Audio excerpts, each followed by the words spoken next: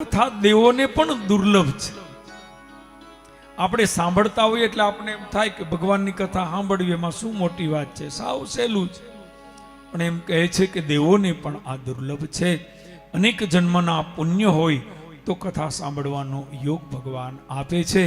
આગળ બીજા બે પ્રસંગો કયા છે? એક ભક્તિ માતા અને એના બે દીકરા જ્ઞાન અને વૈરાગ. ભક્તિના બે દીકરા છે, જ્ઞાન અને વૈરાગ. ગમે એટલું જ્ઞાન શ્રેષ્ઠ હોય, ગમે એટલો વૈરાગ શ્રેષ્ઠ હોય, પણ ભક્તિ છે ને એ બધાય કરતા શ્રેષ્ઠ છે.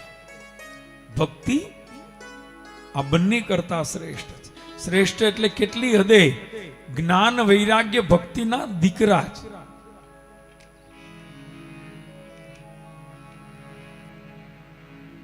ભક્તિમાં એવડી તાકાત છે. ભક્તિમાં ને નિર્દોષ ભાવનો પ્રેમ, નિર્દોષ ભાવની લાગણી, પ્રેમ. ભક્તિમાં ને ભાવ જેવો શબરીમાં હતો, શબરીને હતો. શબરી વિદ્વાન નથી, શબરી પાસે કઈ નથી, પણ પ્રેમ છે, લાગણી છે, ભાવ છે.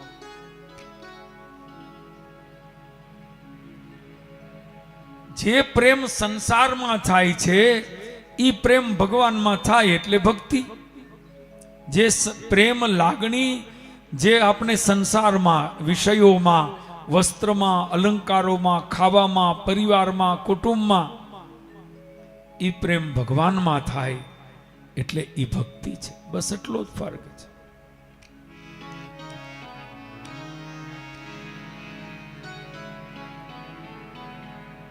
જ્ઞાન વૈરાગ્યની કથા આપી છે. કલયુગની અંદર જ્ઞાન અને વૈરાગ્ય છે ખરા, પણ વૃદ્ધ છે. બધાયમાં જ્ઞાન છે, અજ્ઞાની કોઈ નથી. હો, અજ્ઞાની કોઈ નથી. જ્ઞાન બધાયમાં છે, વૈરાગ પણ બધાયમાં છે, પણ એ જીવનમાં કેટલો, ચરિત્રમાં કેટલો, જીવનમાં કેટલો, તો એ મહિમા બતાવ્યો છે. આગળ ધંધુકારીની કથા વર્ણવી છે. પૂર્વે આત્મદેવ નામનો બ્રાહ્મણ છે, એની પત્ની ધંધુલી છે. આત્મદેવ જીવનથી કંટાળી પ્રાણ ત્યાગ કરવા ગયો. વનમાં એક સંત મળ્યા, એક ફળ આપ્યું. એને દીકરો જોતો તો ફળ આપ્યું. એ ફળ લઈ એની પત્નીને આપ્યું. કથા બહુ વિશાળ છે, પણ એનો સાર એ છે, આત્મદેવ ખરેખર સરળ છે, નિખાલસ છે, નિષ્કપટ છે. પણ એની પત્ની ધુંધુલી એટલી જ પાપ બુદ્ધિવાળી છે, એટલી જ કજિયાખોર છે, કલહ કરવા વાળી છે. બે વિપરીત છે. કંઈક તો પત્નીથી કંટાળીને જ મરવા ગયો. એમાં સંત મળ્યા. સંતને કહ્યું કે જીવવું નથી. સંતે કહ્યું મરવાથી તો મહાપાપ લાગે. પુત્રની ઈચ્છા વ્યક્ત કરી ત્યારે એક ફળ આપ્યું. ફળ આવીને એની પત્નીને આપ્યું. એની પત્નીએ ફળ ખાધું નહીં, ગાયને ખવડાવ્યું. એની બહેનને બધી વાત કહી. બહેને કહ્યું મારે હું અત્યારે પણ ગર્ભવતી છું, મારે આમે ઘણા બાળકો છે, આવનારું બાળક મારે જોતું નથી, તારે જોતું હોય તો હું તને આપ. બે બહેનોએ નક્કી કર્યું. ધુંધુલીએ કહ્યું તું મને બાળક આપીશ તો હું તને પૈસા આપીશ. એક રીતે બાળકનો સોદો કર્યો બે બહેનોએ. ધુંધુલી ગર્ભવતી હતી નહીં, પણ ગર્ભવતી હોવાનું નાટક ચાલુ કર્યું. અને એની બહેનને ત્યાં 9 મહિને બાળક આવ્યો. આને એવું કહ્યું કે મને 7 મહિને દીકરો આવ્યો. આવા બધા નાટક, જે પોતે જ પાખંડ કરે, નાટક કરે, જગતને છેતરે, ન કરવાનું કાર્ય કરે, એને ત્યાં એની પ્રજા પણ એવી જ આવે. બે બહેનોએ ષડયંત્ર કર્યું. પતિને, પરિવારને, સમાજને, કુટુંબને બધાને છેતર્યા. જૂઠું બોલીને એક આખું ષડયંત્ર કર્યું. બેનને ત્યાં દીકરો આવ્યો, રાતોરાત કોઈને ખબર ન પડે એમ દીકરો ધુંધુલીએ એની પાસે મગાવી લીધો. કોઈને આ ભેદની ખબર ન પડી, આખી દુનિયાને છેતરી લીધી. ધ્યાન દેજો, દુનિયાને છેતરવી તો બહુ સહેલી છે, પણ ભગવાનને છેતરવા એ બહુ કઠણ છે. દુનિયાને છેતરી લીધી. બાળક પોતાનો છે એમ કહી જાહેર કર્યું. બાળક, મારે ત્યાં બાળકનો જન્મ થયો. એ દીકરાનું નામ રાખ્યું ધુંધુકારી, અને એને જે ફળ હતું એને ત્યાં બાંધેલી ગાયને ખવડાવ્યું હતું. એ ગાયને જે ફળ ખવડાવ્યું હતું એ ગાયને ત્યાં ધુંધુકારીના જન્મના 3 મહિના પછી એક દીકરાનો જન્મ થયો. સંપૂર્ણ શરીર માણસનું.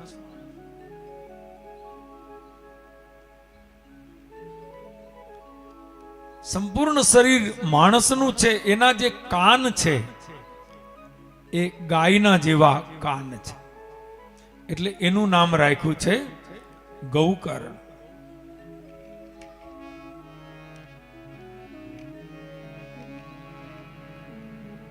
જો આ સંતના આશીર્વાદનું ફળ ગૌકર્ણ કેવા થયા, ધુંધુકારી કેવો થયો બધા જાણે છે. 2 દીકરા મોટા થયા. ધુંધુકારી તો ભયંકર દુષ્ટ, પાપી, ક્રૂર, હત્યારો, દુનિયામાં ન કરવાના જ બધા કામ કરે.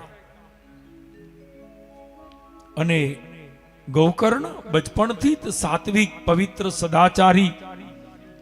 7 વર્ષની ઉંમર થઈ, ભણવા માટે કાશીએ ગયા. ભણી ગણી 25 વર્ષે કરેલા કર્મના બદલા દેવા તો એ જ દેવા તો પડે છે, અંતે સૌને નડે છે રે. કરેલા કર્મના બદલા દેવા તો પડે છે. કરેલા એ કર્મના બદલા દેવા તો.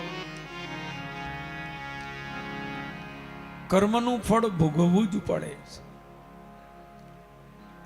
ગીતાજીમાં કર્મયોગ નામનો આખો અધ્યાય આપ્યો છે. કર્મ કોઈને છોડતા જ નથી. કર્મની વ્યવસ્થામાં કેવું છે, ખોટું કર્મ ને સારું કર્મ. સારું કરો તો સારું ફળ મળે, ખરાબ કરો તો ખરાબ ફળ મળે. બાદબાકી નહીં થાય. ઘણા એને એમ હોય કે 1000 રૂપિયાનું પાપ કરું ને 2000 રૂપિયાનું પુણ્ય કરું તો 2000 માંથી 1000 બાદ ન થઈ જાય? થઈ જવા જોઈએ ને. પણ કર્મના અંદર એવી વ્યવસ્થા નથી. 2000 ના પુણ્યનું ફળ પણ મળશે અને 1000 ના પાપનું ફળ પણ. એના બાપુજીએ ભૂલ કરી, એના પિતાશ્રીએ ભૂલ કરી, દશરથ રાજાએ એને ભૂલ કરી, શ્રવણની ભૂલમાં હત્યા કરી. જાણી જોઈને નહીં, અજાણતા અપરાધ થયો. કદાચ થોડીક ઓળખાણ વગ રાખે, હે ભગવાન કદાચ થોડુંક એમ રાખે કે ભાઈ મારા પિતાશ્રી છે, અહીંયા થોડુંક એવું થોડુંક હલાવો. અને ઈ જો એમ કરે તો કોઈનું આવે શું? ઈ કદાચ પોતાની ઈચ્છા પ્રમાણે કરે તો આપણાથી કહેવાય શું, આપણું આવે શું? આપણે વિરોધ કરીએ તો આપણું શું આવે? છતાંય ભગવાને કર્મના સિદ્ધાંતની અંદર કોઈ બાંધછોડ નથી કરી. એના પિતાને કરેલા કર્મની સજા ભોગવવી જ પડી. કૃષ્ણ ભગવાનના દીકરાએ ભૂલ કરી, સાંબે ભૂલ કરી, એની સજા બધાને ભોગવવી જ પડી.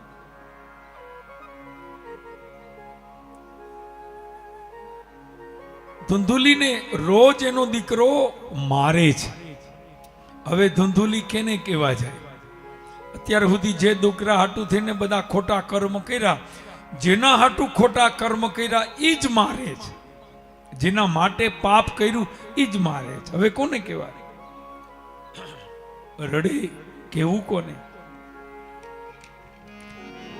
એ રાવું કોને જઈને કરી,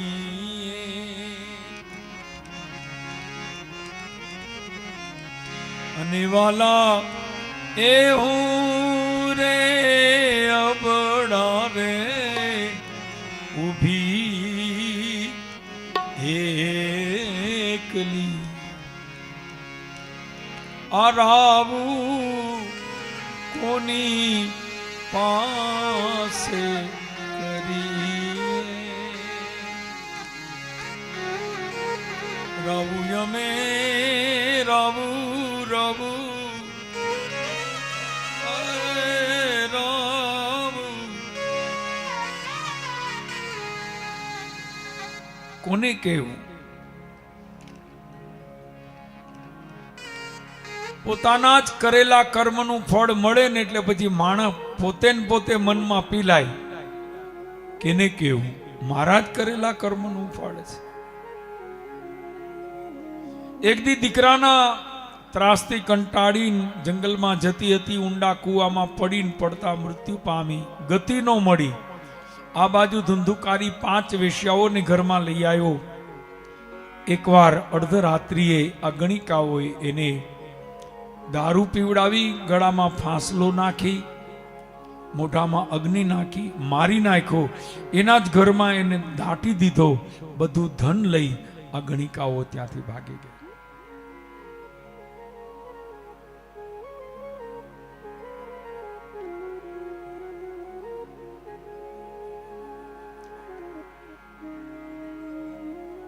ધુંધુકારી ભૂત થયો, પ્રેત થયો.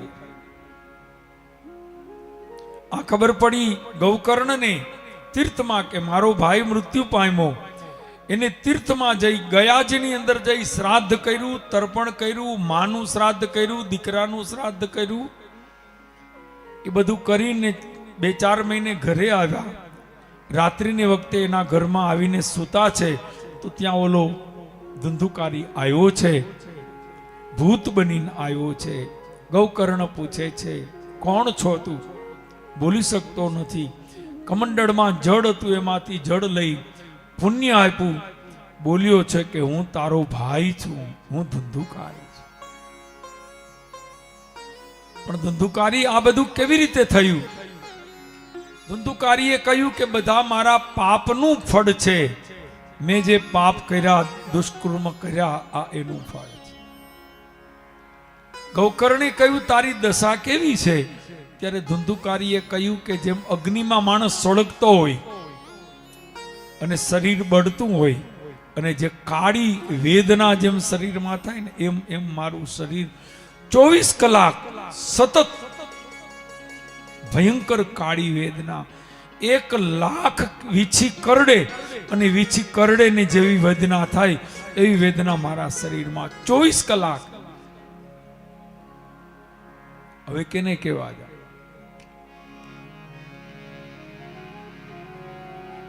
રોઈ રોઈ કોને સાંભળાવું, કોને ફરિયાદ કરવી? આ તો ભાઈ પોતાના હાથના જ કરેલા.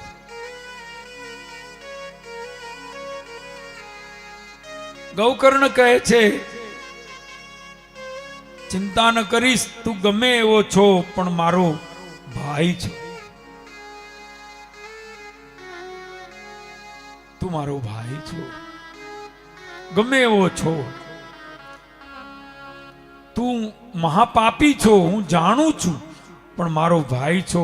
હું તારા કલ્યાણ માટે પ્રયત્ન કરીશ. વિશ્વાસ આપ્યો, વચન આપ્યું. ધુંધુકારી ગયો છે. બીજે દિવસે ગૌકર્ણે ઘણા વિદ્વાનોને પૂછ્યું, કોઈ જવાબ ન આપી શક્યા. મહિનાઓ સુધી પ્રશ્ન કર્યા, કોઈ સમાધાન ન કરી શક્યા. સાંભળજો બરાબર કથા.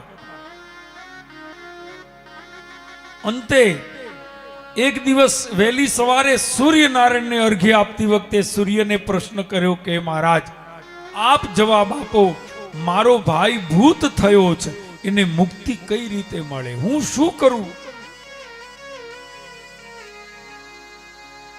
પ્રાર્થના કરી સૂર્યનારાયણે જવાબ આપ્યો. ધ્યાન દેજો, એક ભાઈ ભૂત થયો છે ને એક ભાઈને સૂર્યનારાયણ જવાબ આપે. સૂર્યનારાયણ જેની આરે આમ રૂબરૂ વાત કરે તો એની ઊંચાઈ કેવી, એનું તપ કેવું, એની તાકાત કેવી. સૂર્યનારાયણ જેની આરે હજરા હજુર વાતું કરે, એનો ભાઈ પ્રેત થયો છે પણ એને મુક્તિ આપવાનો માર્ગ મળતો નથી. કથામાં બહુ ધ્યાન દેજો.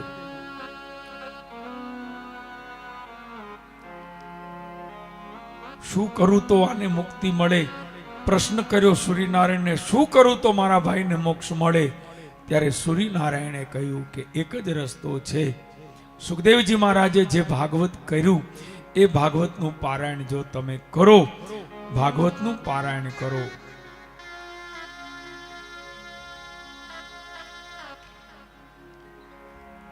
એ ભાગવતનું પારાયણ કરો તો તમારા ભાઈને મુક્તિ મળે. ભાગવત સપ્તાહ કરવાથી પિતૃઓને મોક્ષ મળે. આ કોણે બતાવ્યું? આ રિવાજ ક્યાંથી શરૂ થયો? આ કોણે રસ્તો બતાવ્યો? આ એની કથા છે. આજે આપણે પિતૃઓની પાછળ ભાગવત સપ્તાહ કરીએ ને, પણ પિતૃઓની પાછળ ભાગવત સપ્તાહ કરીએ તો એને મોક્ષ મળે. આ બતાવ્યું કોણે? આ શરૂ કોણે કર્યું? આ એની કથા, ધંધુકારીની કથા, એ કથા. સૂર્યનારાયણે રસ્તો બતાવ્યો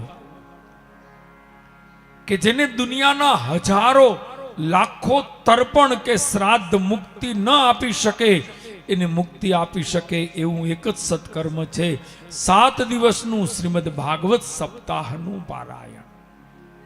ભાગવત સપ્તાહનું પારાયણ કરવામાં આવે તો તારા ભાઈને મુક્તિ મળે.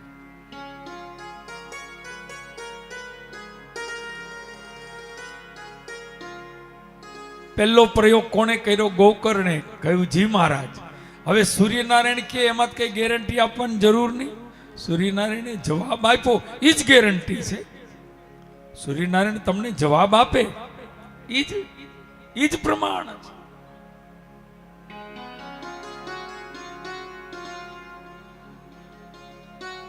ભાગવત કથા કરી, ગામની બહાર નદીની કિનારે ધંધુકારીને નિમંત્રણ આપ્યું.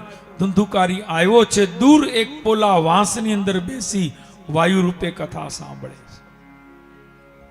1 દિવસ ગયો, 2 દિવસ ગયા, 3 દિવસ ગયા, 4 દિવસ ગયા, 5 દિવસ ગયા, 6 દિવસ ગયા. 7મો દિવસ જ્યારે પૂર્ણ થયો સાંજે, ત્યારે એ વાંસની અંદરથી દિવ્ય રૂપ ધારણ કરેલો ધંધુકારી પ્રગટ થયો છે. ભગવાનના પાર્ષદ જેવું રૂપ લીધું છે. સુંદર પીળા પીતાંબર, અલંકાર આભૂષણ મુગટ છે, ગળામાં માળા છે. ગૌકર્ણ રાજી થયા. અરે અરે, આપ કોણ છો? આપ કોણ છો? ધંધુકારીએ હસીને કહ્યું, મને ન ઓળખ્યો? હું તારો ભાઈ ધંધુકારી છું.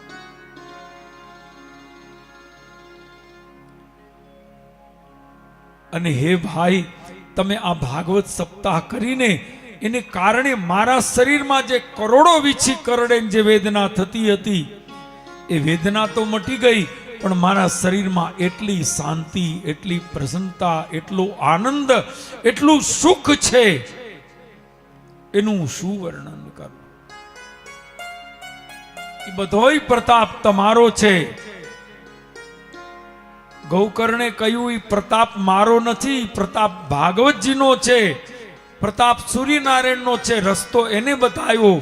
ભાગવત ભગવાનનો પ્રતાપ છે. મેં ભાગવત કથા કરી અને તને મુક્તિ મળી, તને આ પદ મળ્યું. 2 ભાઈઓ ભેટી પડ્યા, આંખમાંથી અશ્રુ વહેવા લાગ્યા.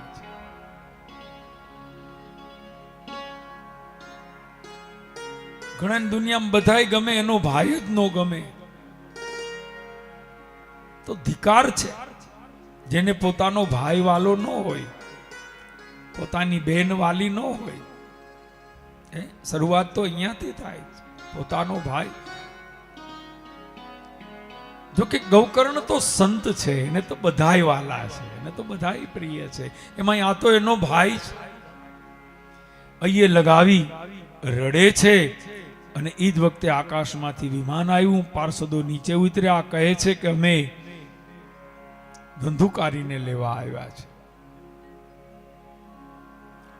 ગૌકર્ણે કહ્યું મારા ભાઈને લેવા આવ્યા, બહુ સારી વાત છે, હું રાજી થયો, પણ આમાં અમારા બધા માટે જગ્યા નથી. આટલા લોકોએ કથા સાંભળી, મેં કથા કરી, આમાં અમારા માટે જગ્યા નથી આ વિમાનમાં, અમારે ભેગું આવવું છે. પાર્ષદોએ કહ્યું કે તમારા માટે જગ્યા નથી, તમારે પાસ બનાવવો પડે. પાસ નથી અહીંયા, તો પાસ વિના પ્રવેશ નથી. મહારાજ એનું કારણ શું?